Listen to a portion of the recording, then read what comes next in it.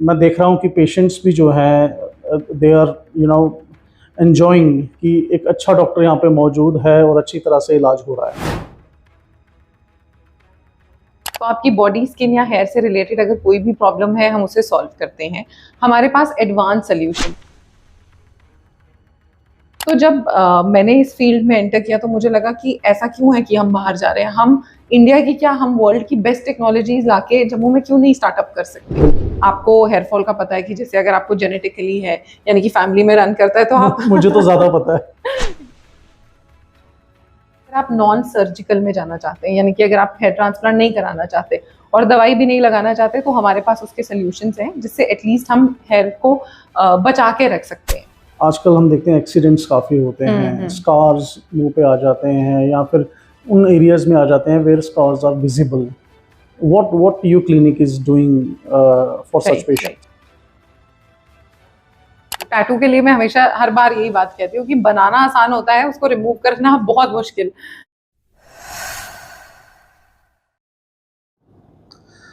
नमस्कार, NH1 news देख रहे हैं आप और मैं हूं हिमांशु शर्मा।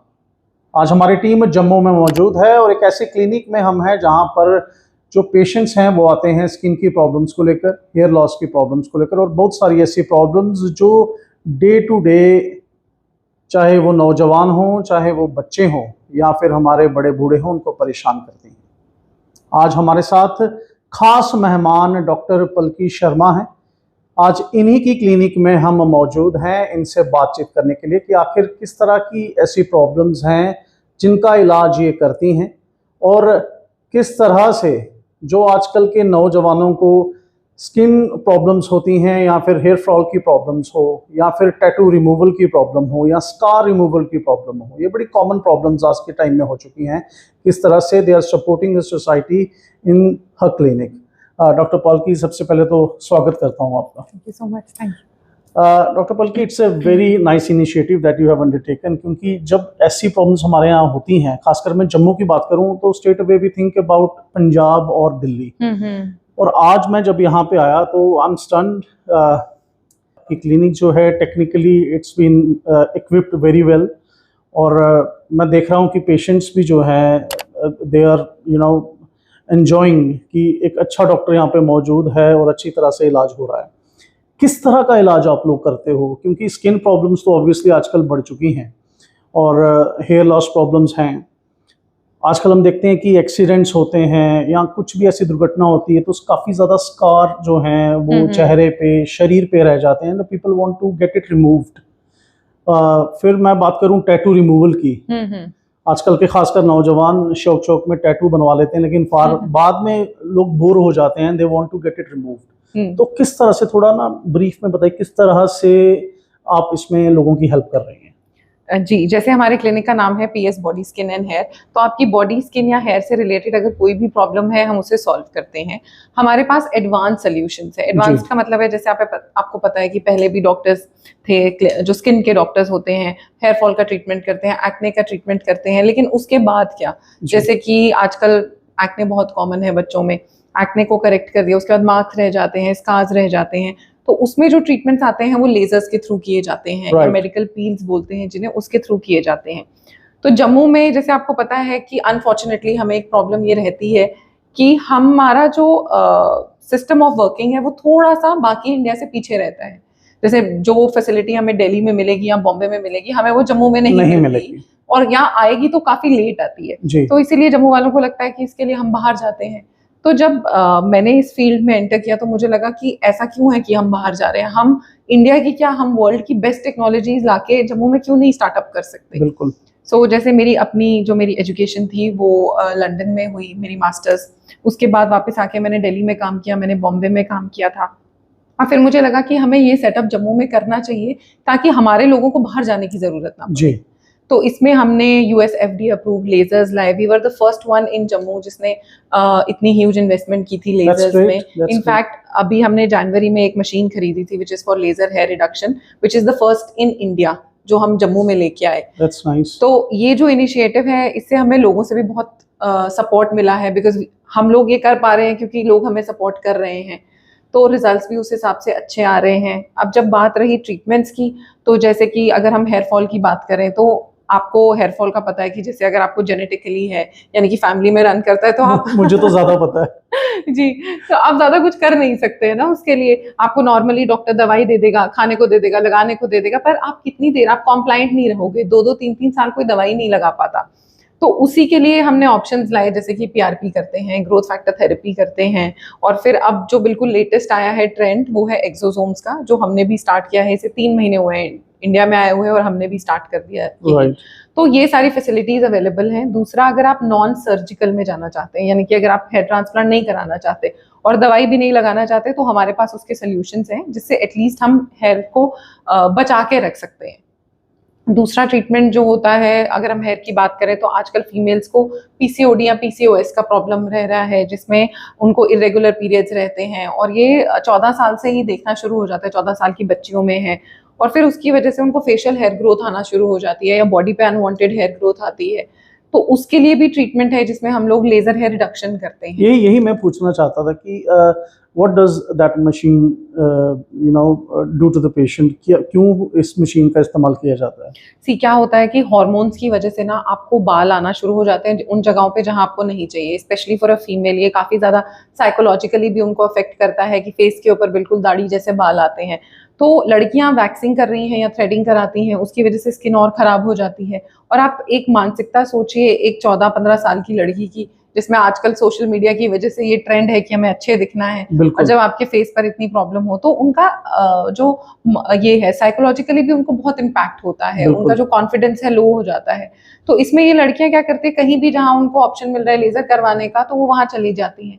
और उसमें क्या होता है, अगर आप एक ट्रेन प्रोफेशनल से नहीं करवा रहे हैं या जिनके पास मशीनरी अच्छी नहीं है, तो उसकी वजह से बर्न्स होने के चांस होते हैं। तो तभी काफी मिथ्स हैं कि लेजर से बर्न हो जाता है, लेजर से स्किन और खराब हो जाती है, पर ऐसा नहीं है। अगर आप एक ट्रेन प्रोफेशनल, एक ट्रेन डॉक्टर से करवा रहे हैं जिनकी मशीन यूएसएफडी अप्रूव्ड है, आजकल तो सब कुछ गूगल पे है, तो आप देखिए। और फिर उसके बाद हम लोग जब ये बालों को टारगेट करते हैं तो वो बाल खत्म हो जाते हैं, 70% परमानेंटली चले जाते हैं, 30% बाल पतले हो जाते हैं।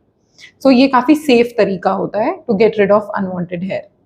बल्कि अगर मैं आपको पूछूं कि खासकर आजकल हम देखते हैं एक्सीडेंट्स काफ़ी होते हैं, स्कार्स मुंह पे आ जाते हैं या फिर उन एरियाज में आ जाते हैं where scars are visible, what your clinic is doing for such patients?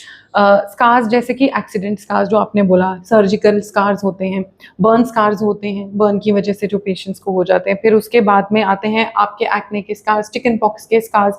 तो उन सब ट्रीटमेंट्स के लिए क्या होता है, जैसे आपको पता होगा कि यहाँ पर जब जैसे आपको कोई एक्सीडेंट हुआ या कट हुआ तो इमरजेंसी सर्जरी कर देते हैं, वो स्कार ठीक से जो स्किन है वो ठीक से जुड़ती नहीं है और थोड़ा सा स्कार फॉर्म हो जाता है। लाइफ सेविंग सर्जरीज होती है, तो वो इमरजेंसी में वो इतना नहीं देखते कि हमें प्लास्टिक सर्जरी करेंगे या कुछ, तो वो आपको लाइफ सेविंग में उस तरीके से कर देते हैं। तो उन लोगों को ना एक स्कार रह जाता है, दूसरी बार वो सर्जरी करने से कतराते हैं कि उनको ये टेंशन रहती है कि दोबारा सर्जरी नहीं कराएंगे। इनफैक्ट फेस पे भी काफी ऐसे स्कार्स होते हैं जिन पे सर्जरी आजकल रिकमेंड नहीं की जाती। जैसे अगर कोई छोटा स्कार होगा तो उनके लिए हम लोग लेजर्स करते हैं। लेजर्स में हमारे पास again we are the first one in Jammu and Kashmir to have an erbium pixel laser. तो अर्बियम पिक्सल लेजर का ये फायदा है कि वो आपका स्कार को करेक्ट करेगा और स्किन को भी अच्छा कर देगा, कोई दाग पड़ने का चांस नहीं रहता। बहुत बढ़िया। तो इसमें हमारे पास ऐसे पेशेंट्स थे, जैसे मैं आपको एक स्टोरी सुनाती हूँ। हमारे पास एक पेशेंट थी, very sweet girl, 24 years old. तो जब वो छोटी थी तब बस पलटने की वजह से एक उनको एक्सीडेंट की वजह से ये जो एक साइड ऑफ द फेस था उसमें उनको सॉकेट की प्रॉब्लम हुई, यानी कि आई सॉकेट टूट गया था, यहाँ पे कट्स आ गए थे। तो एक माथे के ऊपर एक डिप्रेशन था और आई सॉकेट उनका अंदर चला गया था। तो आईज ना बंद नहीं होती थी, जब आंख बंद करती थी आईलिड बंद नहीं होता था। तो खुला रहने की वजह से आंखों में इन्फेक्शन, ड्राइनेस की प्रॉब्लम, एंड ऑफ कोर्स जैसे मैंने आपको बताया साइकोलॉजिकल इम्पैक्ट और अंडर कॉन्फिडेंस, वो सबसे ज्यादा हो जाता है। बिल्कुल, specially in the growing age. तो उनके लिए जब वो मेरे पास आई तो उन्होंने मुझे पहले बोला था कि हम सर्जरी में नहीं जाना चाहते हैं, तो आपके पास क्या ऑप्शन है। तो हमने उनके लिए माइक्रोनीडलिंग रेडियो फ्रीक्वेंसी करके एक ट्रीटमेंट आता है वो किया, जहाँ पे हमने आई का बल्ज ठीक किया, उनकी आईलिड को हमने उसके जो कंट्रैक्चर्स थे उनको करेक्ट किया, जिसकी वजह से now she is able to close her eyelid. तो उनके लिए उतना ही काफी था। तो इस तरीके की चीजें हम to say that she is doing fine now? She is doing absolutely fine. We also had one female जिनके फेस पर यहाँ से यहाँ तक स्कार था, she was getting married, तो हमने उसको फेड आउट किया उनके लिए। तो अदर देन जस्ट कॉस्मेटिक जो हम कर रहे हैं, आई बिलीव कि हम लोग इस तरीके के ट्रीटमेंट्स भी कर रहे हैं जिनसे लोगों को अपना खोया हुआ कॉन्फिडेंस वापस आ रहा है। कई बार हम देखते हैं कि हमारे नौजवान जो हैं वो आर्मी में जाना चाहते हैं या सिक्योरिटी फोर्सेस में जाना चाहते हैं, लेकिन वही आपने जैसे कहा कि स्कार्स या टैटूज की वजह से वो नहीं जा पाते हैं, तो what kind of treatment is available for tattoo removal and scars like this?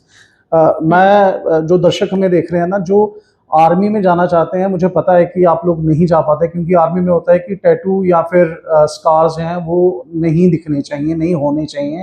तो ये बात अब आप डॉक्टर पलकी की ज़रूर सुनिएगा। जैसे आपने बोला टैटू के लिए मैं हमेशा हर बार यही बात कहती हूँ कि बनाना आसान होता है, उसको रिमूव करना बहुत मुश्किल। तो टैटू में क्या रहता है, एक पिगमेंट होता है जो आपकी स्किन में डाला जाता है, तो उसको रिमूव करने के लिए हम लेजर्स यूज करते हैं। मैंने कभी रिसेंट पेशेंट देखा था जिन्होंने अपना टैटू रिमूव करने के लिए अपनी स्किन को बर्न कर दिया था। तो ये नहीं करना है क्योंकि बर्न करके आपको एक स्कार पड़ जाएगा, अगेन बिकॉज ऑफ स्कार आप नहीं कर सकते, आप फिर आर्मी में नहीं जा पाओगे। तो इसीलिए आप उसको सेफ तरीके से कीजिए। लेजर्स आते हैं, लेजर्स जो कि ब्लैक, ग्रीन और रेड पिगमेंट को टारगेट करते हैं। तो अगर आपका टैटू इस कलर का है तो लेजर से हम उसे फेड आउट कर सकते हैं, और फिर उसके बाद उसको हम कहते हैं एक गोस्ट इमेज, जो 10-20% रह जाता है उसके लिए हम दूसरा लेजर यूज करते हैं जिससे वो रिमूव हो सकता है ऑलमोस्ट 95% तक। That's brilliant.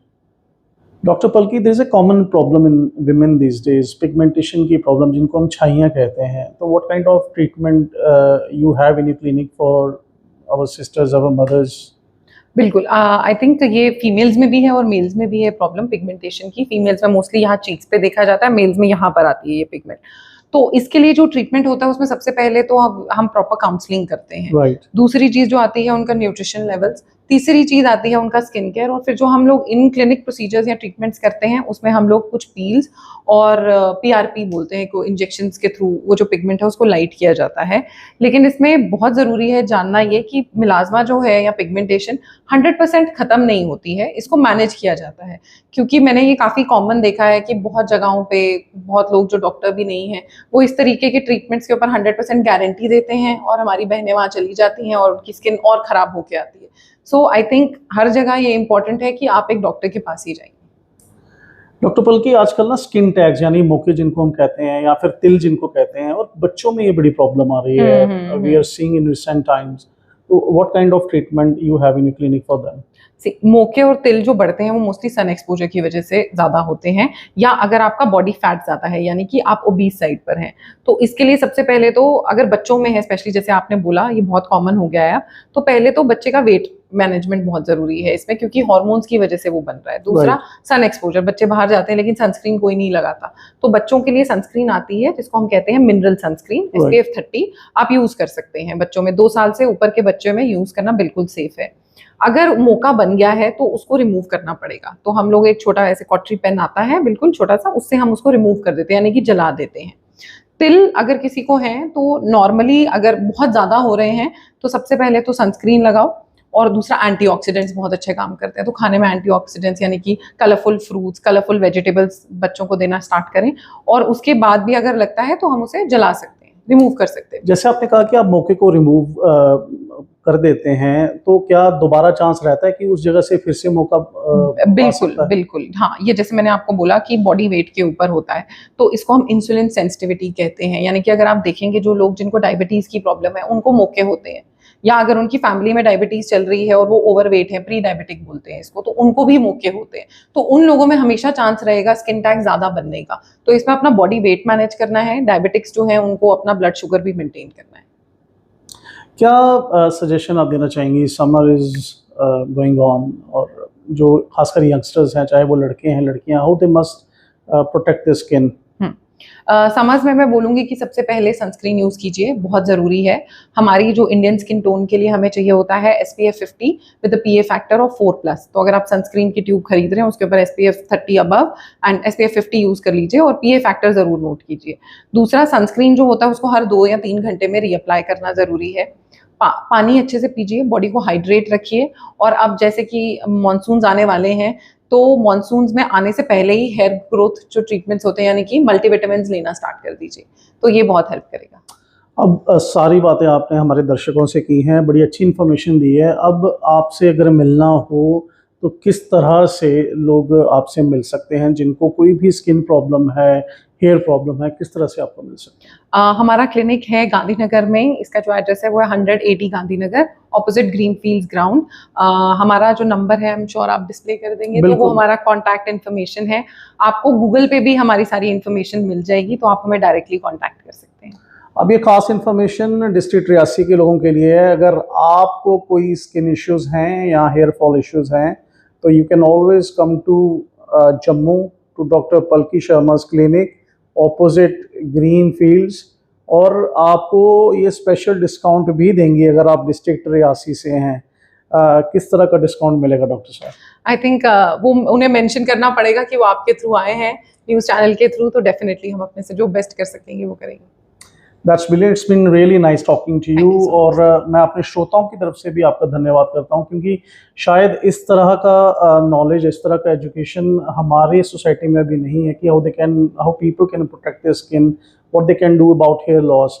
और मैं आप सबको भी ये कहना चाहूँगा NH1 न्यूज़ के माध्यम से, don't just go anywhere when you want to get yourself treated regarding skin issues और हेयर लॉस इश्यूज, क्योंकि किसी के पास भी आप चले जाते हैं और प्रॉब्लम जो है वो बढ़ती जाती है। एक सर्टिफाइड डॉक्टर के पास ही आए, और इसलिए आज हम डॉक्टर पलकी शर्मा के पास आए हैं, क्योंकि she is the certified one. और आपने खुद सुना, जो इनके पास इक्विपमेंट्स हैं, मशीनरी है, वो शायद कई मशीनरीज इंडिया में भी अभी अवेलेबल नहीं है और जम्मू में अवेलेबल है।